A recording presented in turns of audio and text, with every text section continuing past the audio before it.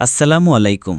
সবাইকে ৬ নম্বর ক্লাসে স্বাগতম এবং রাজীব কমার্স একাডেমির পক্ষ থেকে সবাইকে জানাচ্ছি আন্তরিক শুভেচ্ছা এবং অভিনন্দন। আশা করি তোমরা সবাই ভালো আছো। আজকের ৬ নম্বর ক্লাসের আলোচনার বিষয় হচ্ছে খরচ বা ব্যয় সংক্রান্ত লেনদেন নিয়ে। তাহলে চলো শুরু করা যাক। যে সমস্ত ব্যবসায়িক লেনদেনগুলো নির্দিষ্ট হিসাবকালের মধ্যে প্রতিনিয়ত, প্রতিদিন বা প্রতি মুহূর্তে বা বারবার করতে হয়, যার জন্যে ব্যবসায়ের মুনাফা কমে যায় বা দায় বৃদ্ধি পায়, তাকে ব্যয় বা খরচ বলে। যেমন বেতন, মজুরি, পরিবহন, বিজ্ঞাপন, প্রদত্ত ভাড়া, প্রদত্ত সুদ, প্রদত্ত বাট্টা ইত্যাদি। আর এই খরচ বা ব্যয় সবসময় ডেবিট ব্যালেন্স হয়। যদি প্রতিষ্ঠানে কোনো খরচ বা ব্যয় বৃদ্ধি পায় তাহলে ডেবিট করতে হবে এবং হ্রাস বা কমে গেলে ক্রেডিট করতে হবে। যদি কোনো খরচ একাধিক হিসাবকালের জন্য প্রদান করা হয় তাহলে সেটা অগ্রিম খরচ নামে হিসাবভুক্ত করতে হবে, যেমন অগ্রিম বেতন, অগ্রিম মজুরি, অগ্রিম প্রদত্ত ভাড়া ইত্যাদি। আর অগ্রিম যে কোনো খরচ ব্যবসায়ের জন্য একটি চলতি সম্পদ, তাই তখন খরচ নামে হিসাবভুক্ত না করে অগ্রিম খরচ নামে হিসাবভুক্ত করতে হবে। নিচে ছকের মাধ্যমে জাবেদাসহ বিষয়টি দেখানো হলো, তোমরা নিজে থেকে ভালোভাবে পড়ে নিবে। এখন তোমাদের সাথে খরচের লেনদেন সংক্রান্ত কয়েকটি উদাহরণ নিয়ে আলোচনা করব। তাহলে চলো উদাহরণগুলো দেখা যাক। ১ নম্বর লেনদেনে বলা হয়েছে নগদে বেতন প্রদান ৫,০০০ টাকা। এই লেনদেনের জাবেদা বা ডেবিট ক্রেডিট হবে বেতন হিসাব ডেবিট ৫,০০০ টাকা এবং নগদান হিসাব ক্রেডিট ৫,০০০ টাকা। যেহেতু বেতন একটি খরচ আর সকল প্রকার খরচকে ডেবিট করতে হয়, এই জন্যে বেতন হিসাবকে ডেবিট করা হয়েছে এবং নগদে বেতন প্রদান করার কারণে ব্যবসায় নগদ টাকা কমে গেছে, এই জন্যে নগদান হিসাবকে ক্রেডিট করা হয়েছে। এই লেনদেনের ফলে ব্যবসায়ে বেতন বাবদ খরচ বৃদ্ধি পাবে এবং নগদ বাবদ সম্পত্তি হ্রাস পাবে।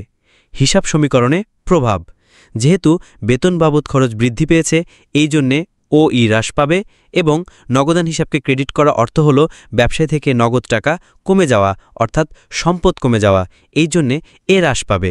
আশা করি তোমরা সবাই এই ১ নম্বর লেনদেনটি বুঝতে পেরেছ। ২ নম্বর লেনদেনে বলা হয়েছে বেতন প্রদান ৩,০০০ টাকা। সবাই একটু লক্ষ্য করো, এখানে শুধু বেতন প্রদান করা হয়েছে ৩,০০০ টাকা, অর্থাৎ নগদ, চেক বা ব্যাংক কিছুই বলা নেই। তার মানে যদি কোনো খরচ বা আয়ের ক্ষেত্রে কোনো কিছু উল্লেখ না থাকলে সেটি নগদে লেনদেন ধরতে হবে। তাহলে এখানে ধরতে হবে নগদে বেতন প্রদান করা হয়েছে ৩,০০০ টাকা। তাহলে এই লেনদেনের জাবেদা বা ডেবিট ক্রেডিট ব্যাখ্যা এবং হিসাব সমীকরণের প্রভাব ১ নম্বর লেনদেনের মতোই হবে, কোনো পরিবর্তন হবে না। আশা করি তোমরা সবাই এই ২ নম্বর লেনদেনটি বুঝতে পেরেছ। ৩ নম্বর লেনদেনে বলা হয়েছে চেকে বেতন প্রদান ৮,০০০ টাকা। এই লেনদেনের জাবেদা বা ডেবিট ক্রেডিট হবে বেতন হিসাব ডেবিট ৮,০০০ টাকা এবং ব্যাংক হিসাব ক্রেডিট ৮,০০০ টাকা। যেহেতু বেতন একটি খরচ আর সকল প্রকার খরচকে ডেবিট করতে হয়, এই জন্যে বেতন হিসাবকে ডেবিট করা হয়েছে এবং চেক প্রদান করার কারণে ব্যাংক থেকে টাকা কমে যাবে, এই জন্যে ব্যাংক হিসাবকে ক্রেডিট করা হয়েছে। এই লেনদেনের ফলে ব্যবসায়ে বেতন বাবদ খরচ বৃদ্ধি পাবে এবং ব্যাংক বাবদ সম্পত্তি হ্রাস পাবে। হিসাব সমীকরণের প্রভাব: যেহেতু বেতন বাবদ খরচ বৃদ্ধি পেয়েছে, এই জন্যে ওই হ্রাস পাবে এবং ব্যাংক হিসাবকে ক্রেডিট করা অর্থ হল ব্যাংক থেকে টাকা কমে যাওয়া, অর্থাৎ সম্পদ কমে যাওয়া, এই জন্যে হ্রাস পাবে। আশা করি তোমরা সবাই এই ৩ নম্বর লেনদেনটি বুঝতে পেরেছ। ৪ নম্বর লেনদেনে বলা হয়েছে বেতন বকেয়া রয়েছে ২,০০০ টাকা। বেতন বকেয়া রয়েছে এর অর্থ হল বেতন বাবদ খরচ হয়েছে কিন্তু এখনও এর টাকা পরিশোধ করা হয়নি, তার মানে বাকি রয়েছে। আর কোনো খরচ যদি পরিশোধ করা না হয়, অর্থাৎ বাকি থাকে, তাহলে এর জন্যে ব্যবসায়ের প্রদেয় খরচ বা বকেয়া খরচ নামে একটি দায় সৃষ্টি হবে। তাহলে এই লেনদেনের জাবেদা বা ডেবিট ক্রেডিট হবে বেতন হিসাব ডেবিট ২,০০০ টাকা এবং প্রদেয় বেতন হিসাব বা বকেয়া বেতন হিসাব ক্রেডিট ২,০০০ টাকা। এখানে প্রদেয় বেতন বা বকেয়া বেতন যে কোনো একটি লিখলেই হবে, তবে আধুনিক পদ্ধতিতে প্রদেয় বেতন লেখাটাই উত্তম। যেহেতু বেতন একটি খরচ আর সকল প্রকার খরচকে ডেবিট করতে হয়, এই জন্যে বেতন হিসাবকে ডেবিট করা হয়েছে এবং বকেয়া থাকার কারণে ব্যবসায়ের দায় বৃদ্ধি পাবে, এই জন্যে প্রদেয় বেতন হিসাবকে ক্রেডিট করা হয়েছে। এই লেনদেনের ফলে ব্যবসায় বেতন বাবদ খরচ বৃদ্ধি পাবে এবং প্রদেয় বেতন বাবদ দায় বৃদ্ধি পাবে। হিসাব সমীকরণে প্রভাব, যেহেতু বেতন বাবদ খরচ বৃদ্ধি পেয়েছে এই জন্যে ওই হ্রাস পাবে এবং প্রদেয় বেতন হিসাবকে ক্রেডিট করা অর্থ হল ব্যবসায়ের দায় বৃদ্ধি পাওয়া অর্থাৎ এল বৃদ্ধি পাওয়া। আশা করি তোমরা সবাই এই 4 নম্বর লেনদেনটি বুঝতে পেরেছ। 5 নম্বর লেনদেনে বলা হয়েছে 3 মাসের বেতন প্রদান 15,000 টাকা। একটু লক্ষ্য করো সবাই, এই লেনদেন 3 মাসের বেতন প্রদান করা হয়েছে অর্থাৎ অগ্রিম প্রদান করা হয়েছে। যদি একাধিক মাসের জন্য কোনো খরচ পরিশোধ করা হয় তাহলে অগ্রিম নামে হিসাবভুক্ত করতে হবে, আর সকল প্রকার খরচের অগ্রিম হল ব্যবসায়ের জন্য একটি চলতি সম্পদ। তাহলে এই লেনদেনে জাবেদা বা ডেবিট ক্রেডিট হবে অগ্রিম বেতন হিসাব ডেবিট 15,000 টাকা এবং নগদান হিসাব ক্রেডিট 15,000 টাকা। যেহেতু অগ্রিম বেতন একটি সম্পদ এই জন্যে অগ্রিম বেতন হিসাবকে ডেবিট করা হয়েছে এবং নগদে প্রদান করার কারণে ব্যবসায় নগদ টাকা কমে গেছে এই জন্যে নগদান হিসাবকে ক্রেডিট করা হয়েছে। এই লেনদেনের ফলে ব্যবসায়ে অগ্রিম বেতন বাবদ সম্পত্তি বৃদ্ধি পাবে এবং নগদ বাবদ সম্পত্তি হ্রাস পাবে।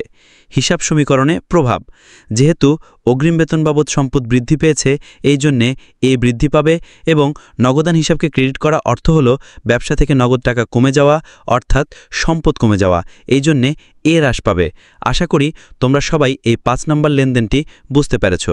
আমরা যদি ওপরের এই 5টি লেনদেনের জাবেদা বা ডেবিট ক্রেডিট ব্যাখ্যা এবং হিসাব সমীকরণের প্রভাব বুঝতে পারি তাহলে সকল প্রকার খরচের লেনদেনগুলো সহজেই বুঝতে পারব। শুধু বেতনের পরিবর্তে সংশ্লিষ্ট খরচের নামটি লিখতে হবে, যেমন মজুরি, ভাড়া, সুদ, কমিশন, বিজ্ঞাপন ইত্যাদি খরচের ক্ষেত্রেও বেতনের মতোই জাবেদা হবে। 6 নম্বর লেনদেনে বলা হয়েছে বিজ্ঞাপন খরচ প্রদান 2,000 টাকা। এই লেনদেনটি ঠিক 1 বা 2 নম্বর লেনদেনের মতোই হবে, শুধু বেতনের পরিবর্তে বিজ্ঞাপন লিখতে হবে। বেতন যেমন একটি খরচ, বিজ্ঞাপনও তেমনি একটি খরচ। তাহলে লেনদেনের জাবেদা বা ডেবিট ক্রেডিট হবে বিজ্ঞান হিসাব ডেবিট 2,000 টাকা এবং নগদান হিসাব ক্রেডিট 2,000 টাকা। এর ব্যাখ্যা বা কারণ, হিসাব সমীকরণের প্রভাব সবকিছুই 1 বা 2 নম্বর লেনদেনের মতোই হবে, কোনো পরিবর্তন হবে না। 7 নম্বর লেনদেনে বলা হয়েছে চেকে বিজ্ঞাপন খরচ প্রদান 3,000 টাকা। এই লেনদেনটি ঠিক 3 নম্বর লেনদেনের মতোই হবে, শুধু বেতনের পরিবর্তে বিজ্ঞাপন লিখতে হবে। বেতন যেমন একটি খরচ, বিজ্ঞাপনও তেমনি একটি খরচ। তাহলে লেনদেনের জাবেদা বা ডেবিট ক্রেডিট হবে বিজ্ঞাপন হিসাব ডেবিট 3,000 টাকা এবং ব্যাংক হিসাব ক্রেডিট 3,000 টাকা। এর ব্যাখ্যা বা কারণ, হিসাব সমীকরণের প্রভাব সবকিছুই 1 বা 2 নম্বর লেনদেনের মতোই হবে, কোনো পরিবর্তন হবে না। 8 নম্বর লেনদেনে বলা হয়েছে ভাড়া প্রদান 5,000 টাকা। এই লেনদেনটি ঠিক 2 নম্বর লেনদেনের মতোই হবে, শুধু বেতনের পরিবর্তে ভাড়া লিখতে হবে। বেতন যেমন একটি খরচ, ভাড়াও তেমনি একটি খরচ। তাহলে লেনদেনের জাবেদা বা ডেবিট ক্রেডিট হবে ভাড়া হিসাব ডেবিট 5,000 টাকা এবং নগদান হিসাব ক্রেডিট 5,000 টাকা। এর ব্যাখ্যা বা কারণ, হিসাব সমীকরণের প্রভাব সবকিছুই 2 নম্বর লেনদেনের মতোই হবে, কোনো পরিবর্তন হবে না। 9 নম্বর লেনদেনে বলা হয়েছে চেকে ভাড়া প্রদান 8,000 টাকা। এই লেনদেনটি ঠিক 3 নম্বর লেনদেনের মতোই হবে, শুধু বেতনের পরিবর্তে ভাড়া লিখতে হবে। বেতন যেমন একটি খরচ, ভাড়াও তেমনি একটি খরচ। তাহলে লেনদেনের জাবেদা বা ডেবিট ক্রেডিট হবে ভাড়া হিসাব ডেবিট 8,000 টাকা এবং ব্যাংক হিসাব ক্রেডিট 8,000 টাকা। এর ব্যাখ্যা বা কারণ, হিসাব সমীকরণের প্রভাব সবকিছুই 3 নম্বর লেনদেনের মতোই হবে, কোনো পরিবর্তন হবে না। 10 নম্বর লেনদেনে বলা হয়েছে ভাড়া অপরিশোধিত রয়েছে 500 টাকা, অর্থাৎ ভাড়ার টাকা এখনও পরিশোধ করা হয়নি। তাহলে এই লেনদেনটি ঠিক 4 নম্বর লেনদেনের মতোই হবে, শুধু বেতনের পরিবর্তে ভাড়া এবং প্রদেয় বেতনের পরিবর্তে প্রদেয় ভাড়া লিখতে হবে। বেতন যেমন একটি খরচ, ভাড়াও তেমনি একটি খরচ। তাহলে লেনদেনের জাবেদা বা ডেবিট ক্রেডিট হবে ভাড়া হিসাব ডেবিট 500 টাকা এবং প্রদেয় ভাড়া হিসাব ক্রেডিট 500 টাকা। এখানে প্রদেয় ভাড়া বা বকেয়া ভাড়া যে কোনো একটি লিখলেই হবে, তবে আধুনিক পদ্ধতিতে প্রদেয় বেতন লেখাটাই উত্তম। যেহেতু বেতন একটি খরচ আর সকল প্রকার খরচকে ডেবিট করতে হয়, এই জন্যে বেতন হিসাবকে ডেবিট করা হয়েছে এবং বকেয়া থাকার কারণে ব্যবসায়ের দায় বৃদ্ধি পাবে, এই জন্যে প্রদেয় বেতন হিসাবকে ক্রেডিট করা হয়েছে। এই লেনদেনের ফলে ব্যবসায় বেতন বাবদ খরচ বৃদ্ধি পাবে এবং প্রদেয় বেতন বাবদ দায় বৃদ্ধি পাবে। হিসাব সমীকরণের প্রভাব, যেহেতু বেতন বাবদ খরচ বৃদ্ধি পেয়েছে এই জন্যে ও ই হ্রাস পাবে এবং প্রদেয় বেতন হিসাবকে ক্রেডিট করা অর্থ হল ব্যবসায়ের দায় বৃদ্ধি পাওয়া অর্থাৎ এল বৃদ্ধি পাওয়া। আশা করি তোমরা সবাই এই 10 নম্বর লেনদেনটি বুঝতে পেরেছ। 11 নম্বর লেনদেনে বলা হয়েছে 3 মাসের ভাড়া প্রদান 15,000 টাকা। এই লেনদেনটি ঠিক 5 নম্বর লেনদেনের মতোই হবে, শুধু অগ্রিম বেতনের পরিবর্তে অগ্রিম ভাড়া লিখতে হবে। অগ্রিম বেতন যেমন একটি চলতি সম্পদ, অগ্রিম ভাড়াও তেমনি একটি চলতি সম্পদ। তাহলে এই লেনদেনে জাবেদা বা ডেবিট ক্রেডিট হবে অগ্রিম ভাড়া হিসাব ডেবিট 15,000 টাকা এবং নগদান হিসাব ক্রেডিট 15,000 টাকা। এর ব্যাখ্যা বা কারণ, হিসাব সমীকরণের প্রভাব সব কিছুই 5 নম্বর লেনদেনের মতোই হবে, কোনো পরিবর্তন হবে না। 12 নম্বর লেনদেনটি ঠিক 1 বা 2 নম্বর লেনদেনের মতোই হবে, শুধু বেতনের পরিবর্তে ঋণের সুদ লিখতে হবে। বাকি জাবেদা, ডেবিট ক্রেডিট নির্ণয়, ব্যাখ্যা, কারণ এবং হিসাব সমীকরণের প্রভাব সব কিছুই 1 বা 2 নম্বর লেনদেনের মতোই হবে। 13 নম্বর লেনদেনটি ঠিক 4 নম্বর লেনদেনের মতোই হবে, শুধু বেতনের পরিবর্তে ঋণের সুদ লিখতে হবে। বাকি জাবেদা, ডেবিট ক্রেডিট নির্ণয়, ব্যাখ্যা, কারণ এবং হিসাব সমীকরণের প্রভাব সব কিছুই 4 নম্বর লেনদেনের মতোই হবে। 14 নম্বর লেনদেনে বলা হয়েছে কমিশন প্রদান 2,000 টাকা। এই লেনদেনটি ঠিক 1 বা 2 নম্বর লেনদেনের মতোই হবে, শুধু বেতনের পরিবর্তে কমিশন লিখতে হবে। বেতন যেমন একটি খরচ, কমিশনও তেমন একটি খরচ। তাহলে কমিশন প্রদান করলে জাবেদা হবে কমিশন হিসাব ডেবিট 2,000 টাকা এবং নগদান হিসাব ক্রেডিট 2,000 টাকা। 15 নম্বর লেনদেনটি ঠিক 3 নম্বর লেনদেনের মতোই হবে, শুধু বেতনের পরিবর্তে কমিশন লিখতে হবে। বাকি জাবেদা, ডেবিট ক্রেডিট নির্ণয়, ব্যাখ্যা, কারণ এবং হিসাব সমীকরণের প্রভাব সব কিছুই 3 নম্বর লেনদেনের মতোই হবে। 16 নম্বর লেনদেনটি ঠিক 1 বা 2 নম্বর লেনদেনের মতোই হবে, শুধু বেতনের পরিবর্তে মজুরি লিখতে হবে। বাকি জাবেদা, ডেবিট ক্রেডিট নির্ণয়, ব্যাখ্যা, কারণ এবং হিসাব সমীকরণের প্রভাব সব কিছুই 1 বা 2 নম্বর লেনদেনের মতোই হবে। 17 নম্বর লেনদেনটি ঠিক 3 নম্বর লেনদেনের মতোই হবে, শুধু বেতনের পরিবর্তে মজুরি লিখতে হবে।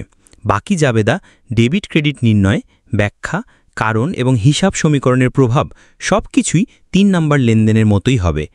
18 নম্বর লেনদেনটি ঠিক 4 নম্বর লেনদেনের মতোই হবে, শুধু বেতনের পরিবর্তে মজুরি লিখতে হবে। বাকি জাবেদা, ডেবিট ক্রেডিট নির্ণয়, ব্যাখ্যা, কারণ এবং হিসাব সমীকরণের প্রভাব সব কিছুই 4 নম্বর লেনদেনের মতোই হবে। 19 নম্বর লেনদেনটি ঠিক 1 বা 2 নম্বর লেনদেনের মতোই হবে, শুধু বেতনের পরিবর্তে ডক চার্জ লিখতে হবে। বাকি জাবেদা, ডেবিট ক্রেডিট নির্ণয়, ব্যাখ্যা, কারণ এবং হিসাব সমীকরণের প্রভাব সব কিছুই 1 বা 2 নম্বর লেনদেনের মতোই হবে। 20 নম্বর লেনদেনটি ঠিক 1 বা 2 নম্বর লেনদেনের মতোই হবে, শুধু বেতনের পরিবর্তে উপযোগ খরচ বা টেলিফোন বিল খরচ লিখতে হবে। বাকি জাবেদা, ডেবিট ক্রেডিট নির্ণয়, ব্যাখ্যা, কারণ এবং হিসাব সমীকরণের প্রভাব সব কিছুই 1 বা 2 নম্বর লেনদেনের মতোই হবে।